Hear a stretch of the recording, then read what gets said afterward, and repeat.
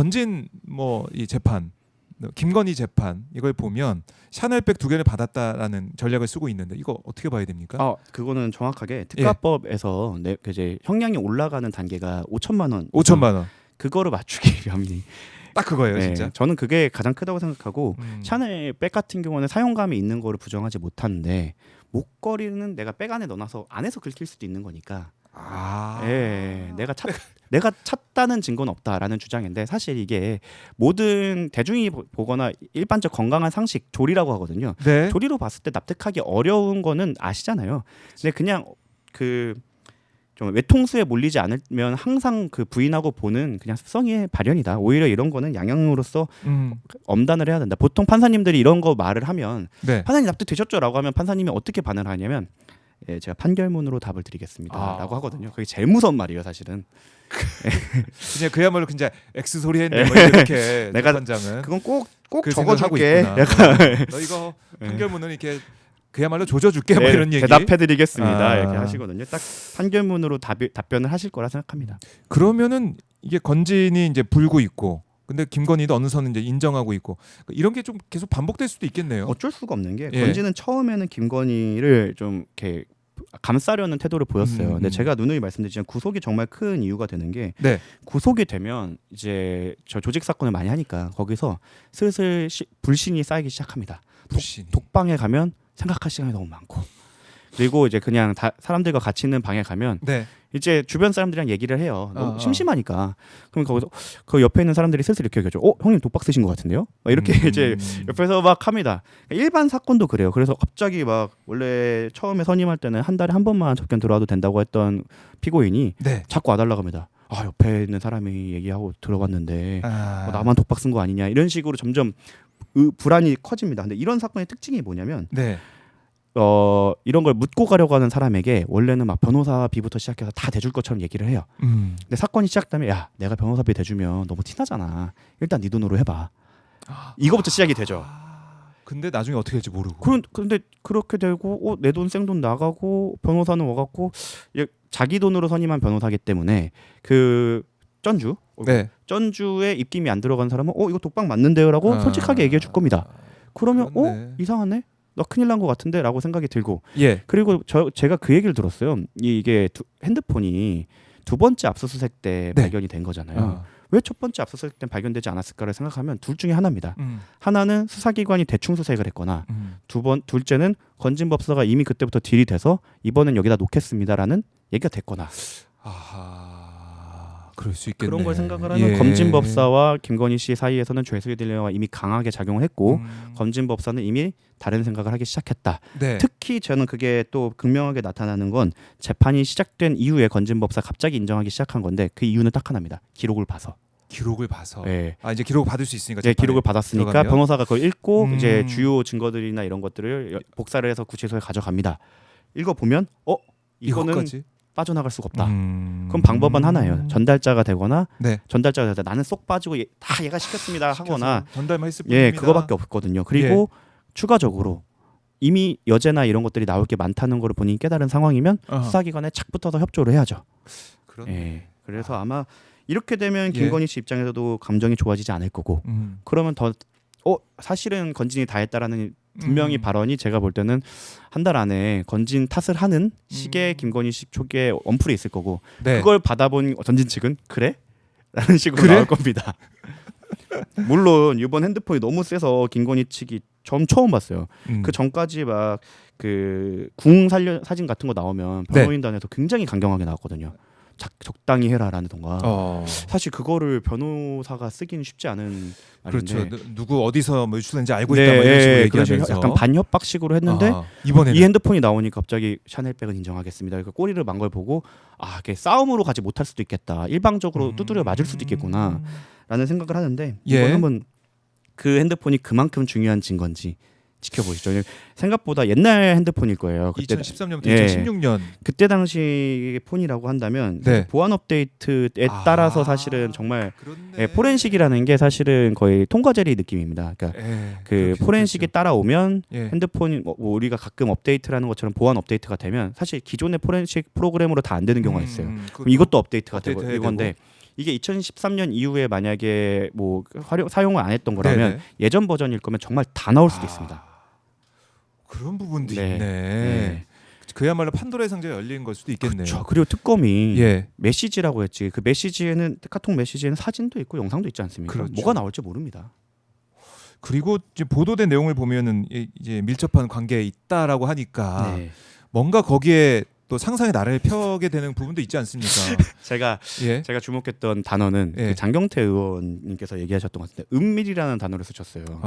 보통 이제 일반적인 친밀한 단계에서는 이 은밀이라는 단어를 잘 안 쓰시거든요. 그래서 그렇죠. 큰 함의가 있지 않을까. 그리고 제가 누누이 말씀드리지만 포렌식을 하게 되면 네. 그 꼭 메시지나 이런 게 아니라 제가 자주 들어가는 사이트에 캐시값 같은 것도 나옵니다. 예, 인스타그램을 제가 한다.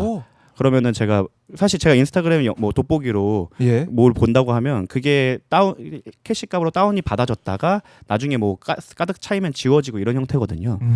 그래서 사실 유부남들은 포렌식을 통해서 형사처벌 받는 것도 좀 무섭지만 네. 돋보기에 대해서 수사기관이 다 알고 있다.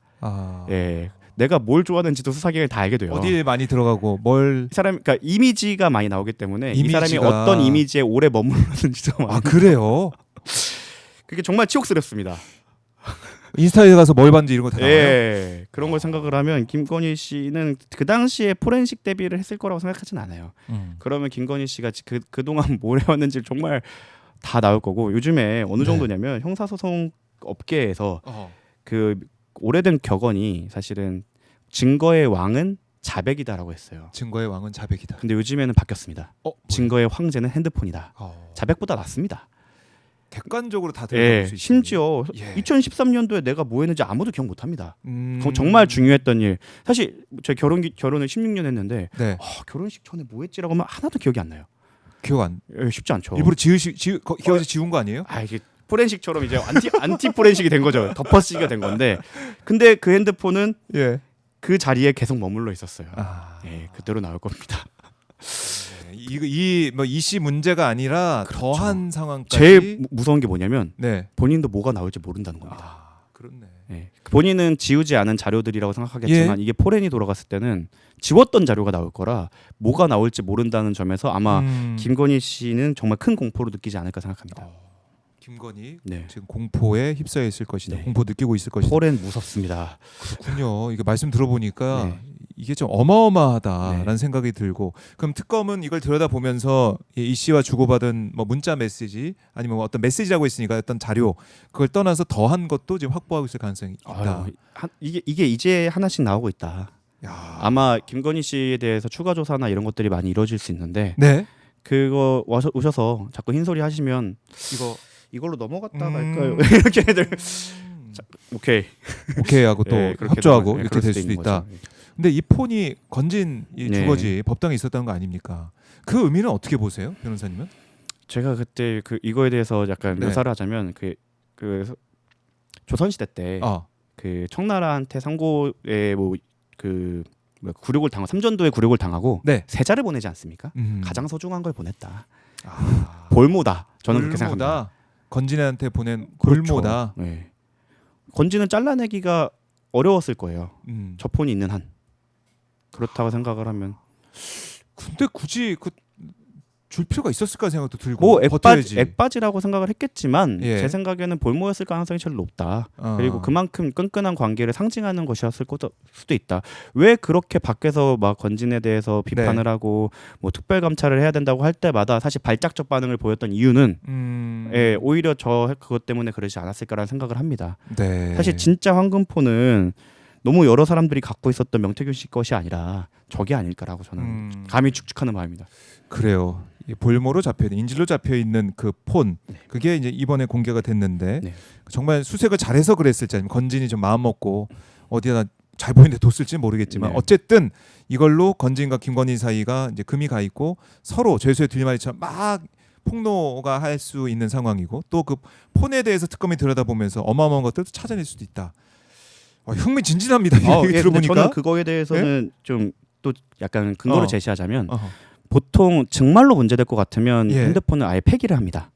근데 나중에 활용해야겠다고 생각하는 핸드폰들은 집이나 법당에 두지 않아요. 그 어디 있습니까? 뭐 정말 산에 묻어놓던가 아니면 정말 믿을 만한 사람한테 주는데 그 폰이 김건희 입장에서 정말 믿을 만한 사람한테 준 걸 수도 있고 나중에 활용해야 될 수도 있으니까 그럴 가능성 하나가, 두 번째로 건진 입장에서는 예? 첫 수색 때 안 나왔다, 다른 곳에 있다가 두 번째 수색 때 줬다는 다른 의미일 수 있다. 이제 활용해야 될 때가 왔다라고 해석할 수도 있는 부분인 거죠. 그래요. 이게 진짜 판도라의 상자가 열렸습니다. 어떻게 될지 지켜봐야 될 것 같고, 이 도주한 이 씨, 그러니까 이 얘기가 계속 나오고 있는 게 일부러 안 잡으려고 그런 거냐라는 얘기도 있고, 아니면 한문혁 그 검사 때처럼 뭔가 이 특검을 와해시키고 또 흔들려는 그런 세력이 이걸 좀 프레임을 좀 만들어가는 게 아니야, 이런 얘기도 있고, 어떻습니까? 저는 김건희 측의 김건희 측의 얘기라고 하는데 예. 제가 알기로 한 검사는 이 사람을 되게 잡고 싶어했습니다. 근데 이게 잡지를 못했던 걸로 알고 있고, 아마 방해도 많았고 실제로 잘 도망 다니시는 것 같아요. 예. 2층에서 막 뛰어. 2층에 50대 아저씨가 2층에서 역시 자신의 그 경주마의 닉네임을 빌려올 정도의 대단한 용력이다.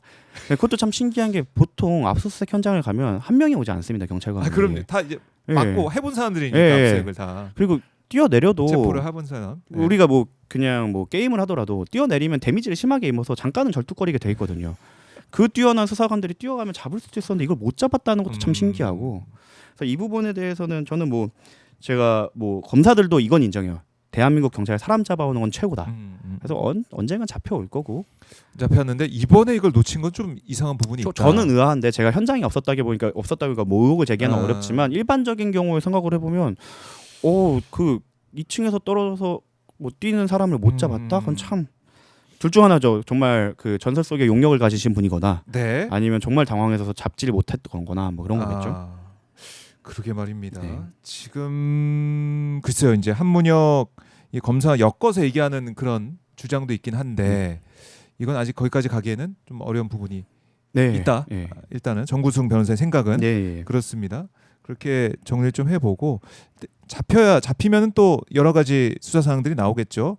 보겠습니다. 그분이 말이 많으신 것 같아요. 그 음주운전 사건 때 그렇게 얘기한 걸 보시면 굳이 뭐 내 지인이 4년 동안 뭐 수사받다가 반부패 수사 2부 사실 경찰 입장에선 반부패 2부를 잘 모를 수도 있거든요. 근데 굳이 그런 거 있잖아요. 원래 그 자랑은 나 이번에 뭐 샀어라기보다는 그 인스타 옆에 살짝 보이게 하는 게 그 흘리기라고 합니다. 전문 용어로 흘리기라고 하는데 흘린 거죠. 너는 반부패 2부 알아? 그분이 요즘에 이런 거는 약간 흘리기를 많이 하시고 과시욕이 있는 분이라 이런 분들의 특징이 들어가시면 잘 얘기해 주십니다. 그래서 좀 이쪽도 하나의 그 포인트가 되지 않을까 싶습니다. 그래요. 포인트, 중요한 인물이 됐다. 알겠습니다. 지켜보고요.